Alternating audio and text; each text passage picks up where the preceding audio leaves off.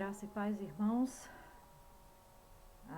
Agradeço mais uma vez a sua atenção e vamos então prosseguir com o nosso estudo sobre a importância de estudar os Salmos. E agora vamos tratar mais especificamente sobre este tema, considerando que nós já colocamos a posição de Lutero e Calvino com relação à importância do livro de Salmos. Tivemos algumas considerações para estudar o livro de Salmos, diferenciando o que é profecia, o que é teologia e o que é doutrina, e de que os Salmos devem ser estudados com base na teologia bíblica. Então, por que é importante estudar o livro de Salmos? Ele é uma espécie de síntese que reúne todos os temas do Antigo Testamento, do Velho Testamento. Então, se ele é uma síntese e ele aborda todos os temas do Antigo Testamento, isso já significa que ele tem uma importância fundamental para o estudo e para o nosso conhecimento. Os Salmos formam um cenário importante para o ministério de Jesus. Ele os aprendeu no seu lar judeu, nos seus momentos devocionais. No seu batismo, sua missão ficou declarada nos Salmos, nas palavras de um salmo. Na cruz, um salmo lhe veio à mente nos seus últimos momentos. Frases e versículos são citados para explicar o caráter e a mensagem de Jesus como Messias.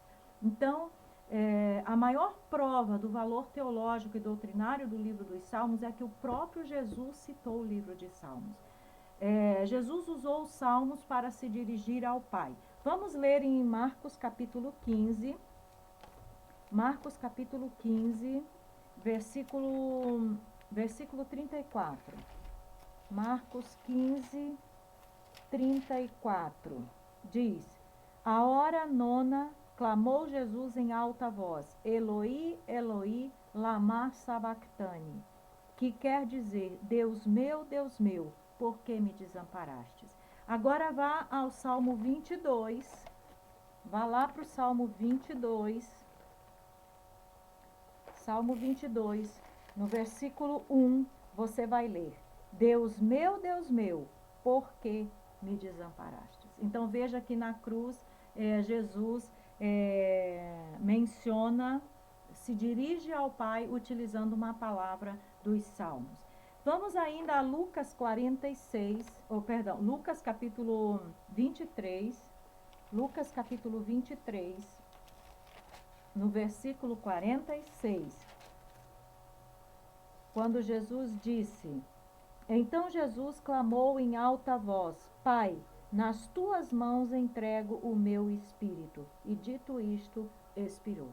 Agora vá para o Salmo 31, Salmo 31, Salmo 31, versículo 6. Salmo 31, versículo 6.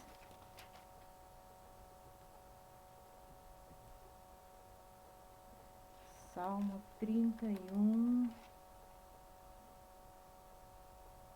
versículo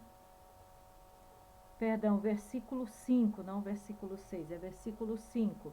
Aborrece, nas tuas mãos entrego o meu espírito. Tu me remiste, Senhor, Deus da verdade. Nas tuas mãos entrego o meu espírito. Então veja que Jesus na cruz, naquele momento final, ele citou um texto, um versículo dos Salmos. Jesus também utilizou os Salmos para ensinar as multidões e os discípulos. Mateus capítulo 5, vamos a Mateus capítulo 5, lá no Sermão do Monte, versículo 5. Mateus 5, 5. Bem-aventurados os mansos, porque herdarão a terra, diz o versículo 5 do capítulo 5. Agora vá ao Salmo 37, Salmo 37, no versículo 11, que diz: Mas os mansos herdarão a terra e se deleitarão na abundância de paz. Vamos voltar a Mateus capítulo 5, versículo 8. Bem-aventurados os limpos de coração, porque verão a Deus. Isso está lá no Salmo 24, só para mencionar uma referência, porque poderíamos mencionar outras. Salmo 24, versículo 3 e 4 diz: Quem subirá ao monte do Senhor? Quem há de permanecer no seu lugar, no seu santo lugar? O que é limpo de mãos e puro de coração, que não entrega sua alma à falsidade, nem jura dolosamente. Então, essa expressão de Jesus aqui nas bem-aventuranças, bem-aventurados os limpos de coração, porque verão a Deus, foram retiradas dos Salmos. Em Marcos capítulo 12, versículo 1. Depois entrou Jesus a falar por uma parábola. Um homem plantou uma vinha, cercou-a de uma sebe, construiu um lagar, edificou uma torre, arrendou a uns lavradores e ausentou-se do país.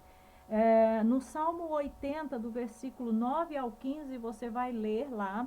Nós não vamos ler esses versículos todos por causa do tempo que temos aqui no vídeo, mas você pode ler do versículo 9 ao versículo 15 do Salmo 80, ele vai falar justamente sobre Deus que plantou uma vinha e que a cercou, ela cresceu, ela se espalhou para diversos lugares, aprofundou suas raízes, espalhou seus ramos, mas que agora os inimigos estavam destruindo essa vinha, queimando, pisando, que ela estava à mercê dos inimigos. Então, essa ideia está lá no Salmo 80. Ainda que em Marcos 12, no versículo 10 e 11, nós lemos: Ainda não lestes, palavras de Jesus, ainda não lestes nas Escrituras a pedra que os construtores rejeitaram, essa veio a ser a principal pedra angular? Isto procede do Senhor e é maravilhoso aos nossos olhos? Isso está no Salmo 118, se você for lá no Salmo 118, no versículo 22 e 23, você vai ler: A pedra que os construtores rejeitaram, essa veio ser a principal pedra angular. Isto procede do Senhor e é maravilhoso aos nossos olhos. Veja que nesse texto de Marcos 12, versículo 10 e 11, Jesus menciona, cita literalmente como está escrito aqui no Salmo 118. Uma outra coisa que Jesus também refutava os seus opositores utilizando os salmos. Veja lá em Mateus capítulo 21, Mateus capítulo 21, Mateus 21, versículo 16. Mateus 21, versículo 16 diz: Ouves o que estão dizendo? Para você entender, no versículo 14, diz assim: Vieram a ele no templo cegos, coxos, e ele os curou. Mas vendo os principais sacerdotes e os escribas maravilhas que Jesus fazia, e os meninos clamando, Hosana ao filho de Davi, indignaram-se e perguntaram: Ouves o que estes estão dizendo? Respondeu-lhe Jesus: Sim. Nunca lestes? Da boca de pequeninos e crianças de peito tirastes perfeito louvor. Se você for lá no Salmo 8, versículo 2, Salmo 8, versículo 2, você vai ler exatamente isso.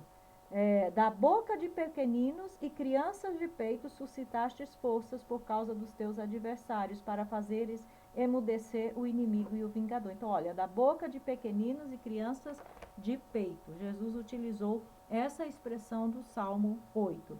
Em Mateus, capítulo 22, no versículo 44, também está escrito o seguinte: Disse o Senhor, Jesus estava falando também com os fariseus, interrogando, eles estavam perguntando quem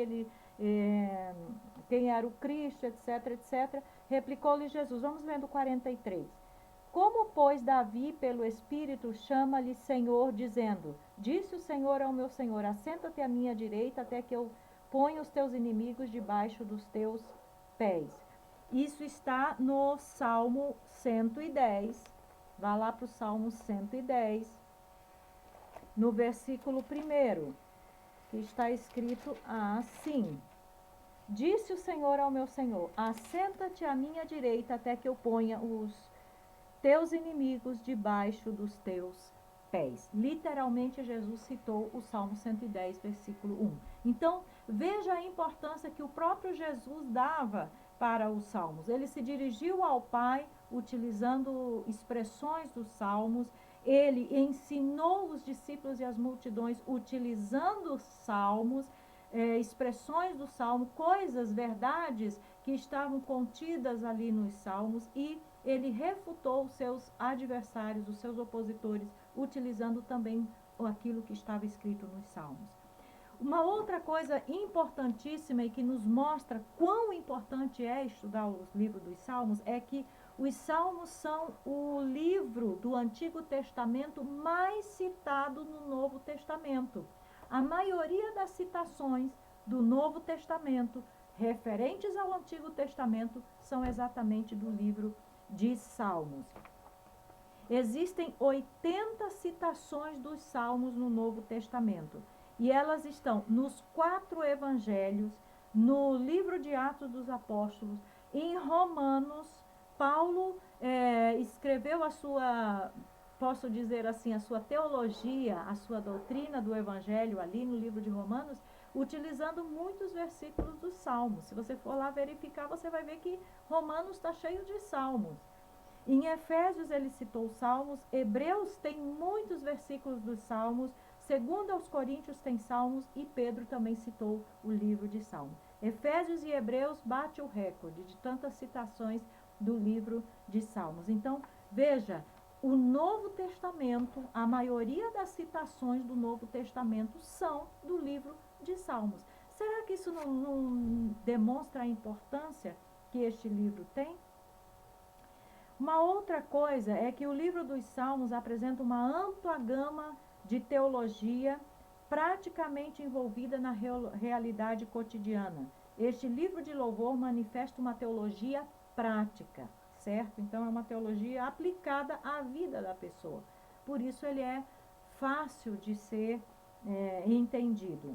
De acordo com Hans Wolff, um teólogo, teologia bíblica sadia e louvor a Deus estão intimamente ligadas em uma relação de causa e efeito. Para ele, significa que a perda da teologia bíblica é a ausência da adoração genuína.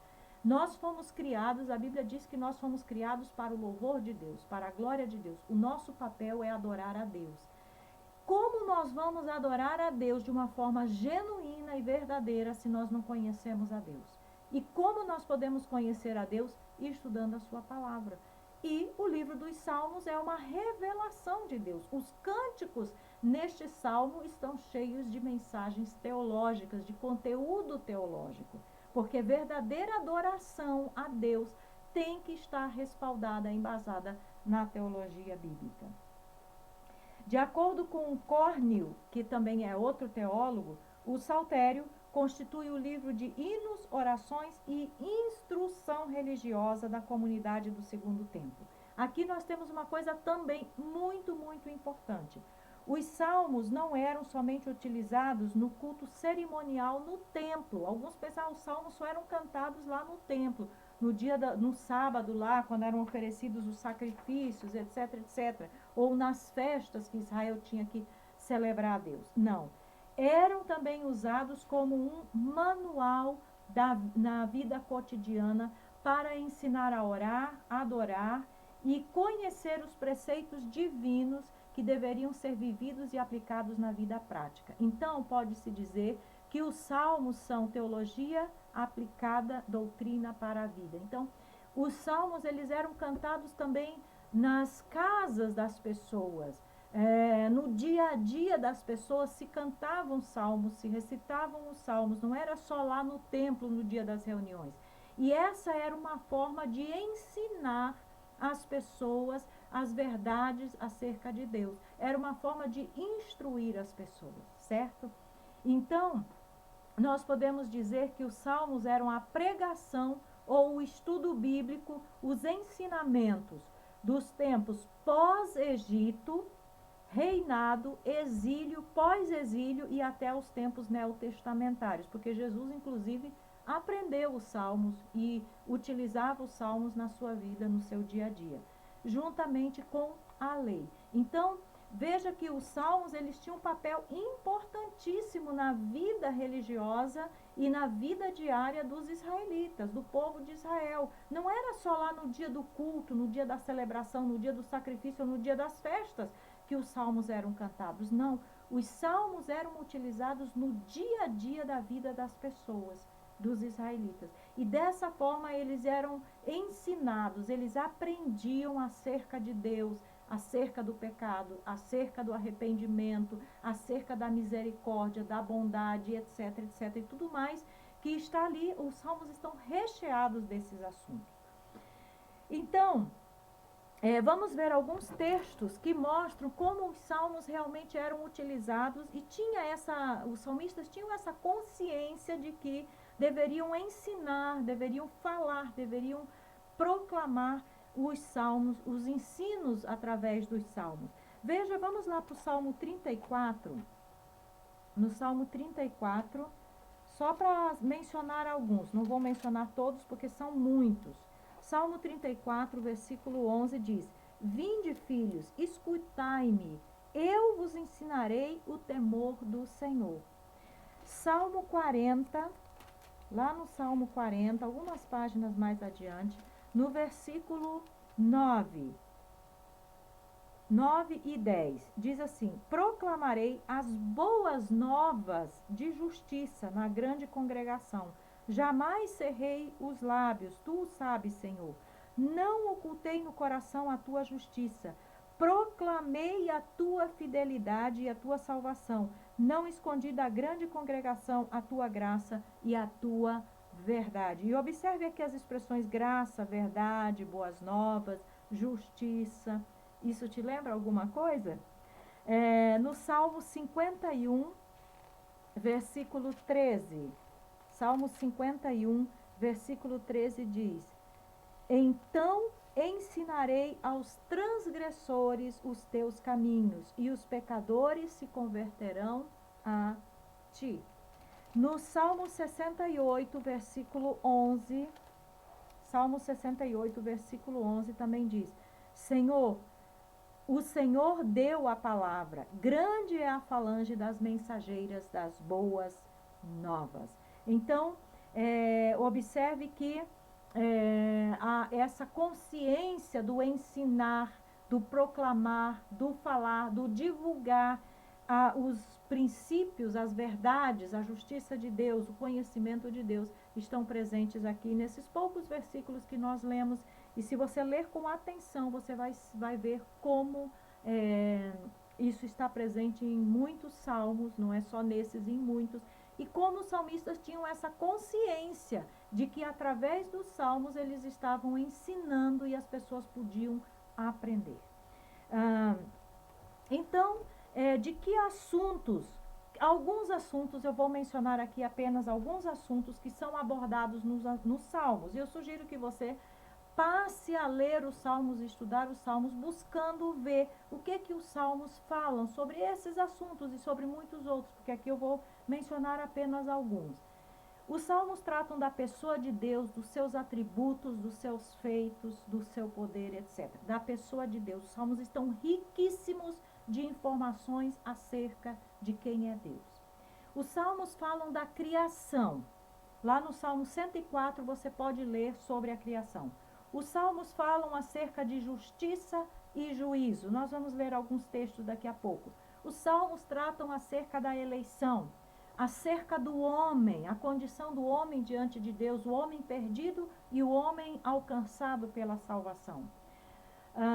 Fala sobre a condenação humana, fala sobre o arrependimento, fala sobre a fé e a confiança exclusiva em Deus, fala sobre a salvação, sobre a graça, e é impressionante como fala o termo graça no sentido de favor de Deus ao homem. Tem muitas vezes essa expressão nos salmos.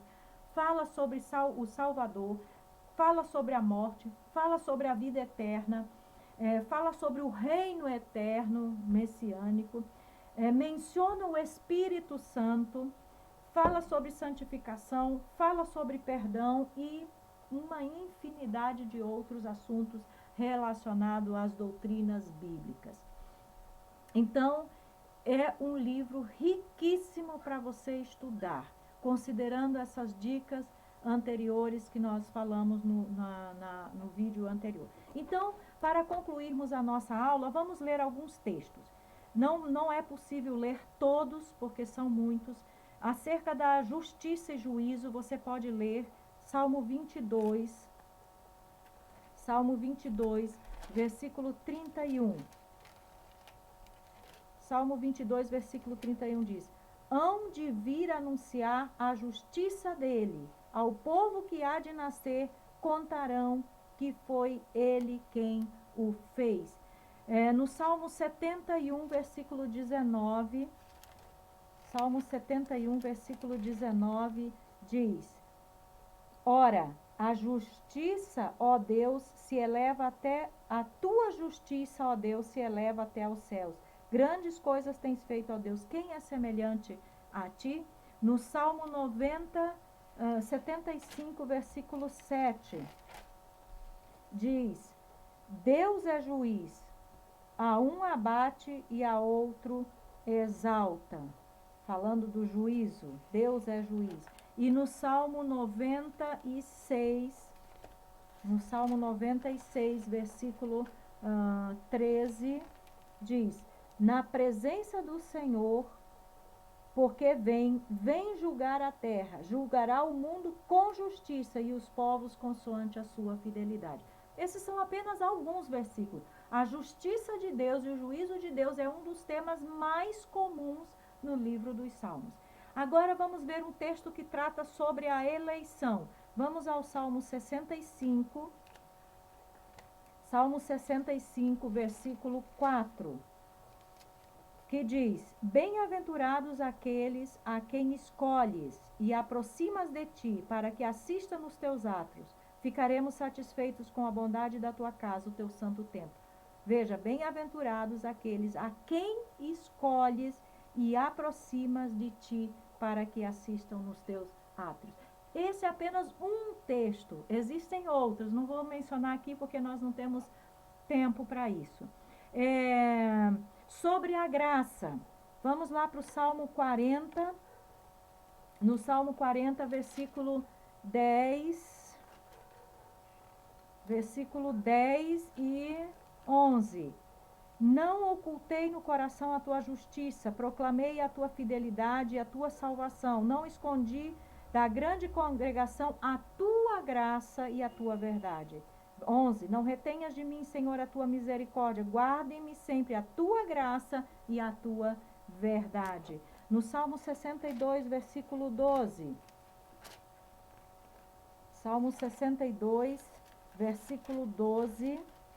Diz: a ti, Senhor, pertence a graça, pois a cada um retribui segundo as suas obras. Ainda no Salmo 45, versículo 2.